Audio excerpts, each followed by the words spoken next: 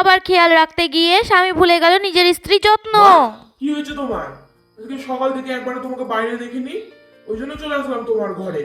কি হয়েছে, শুয়ে আছো কেন?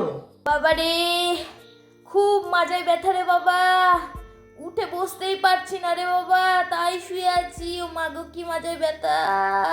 আচ্ছা আচ্ছা, তুমি শুয়ে থাকো, তোমাকে উঠতে হবে না। আমি ওষুধ এনে দিচ্ছি, ওষুধটা খেয়ে আরাম করো একটু। আর আমি প্রীতিকে বলে দিচ্ছি, প্রীতি আজকে বাড়ির সব কাজ করবে, তোমাকে একটা কাজও আজকে হাত দিতে হবে না, বুঝেছো? ঠিক আছে বাবা, সেই ভালো হবে। তুই আমাকে একটু ওষুধটা এনে দে, ওষুধটা খেয়ে যদি একটু মাজায় ব্যথা কমে। খুব ব্যথা রে বাবা, বাবা গো, ঘুরতে পারছি না একটু, মা গো। প্রীতি, আজকে মায়ের মাজায় খুব ব্যথা, আজকে বাড়ির সব কাজ তোমাকেই করতে হবে, বুঝেছো? মাকে আমি বলে দিয়েছি ওষুধ এনে দেবো, ওষুধ খেয়ে রেস্ট করবে, তুমি গিয়ে সময় মতো খাবারটা দিয়ে দেবা, বুঝেছো? আমারও তো খুব জ্বর গো। ও তোমার কিছু হবে না, ওষুধ এনে